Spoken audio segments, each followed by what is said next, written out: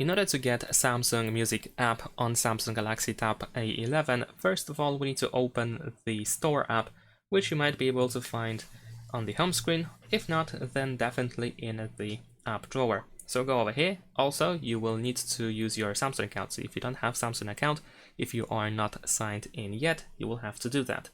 Now, in the top right corner, we can use this search icon, this magnifying glass, in order to start searching.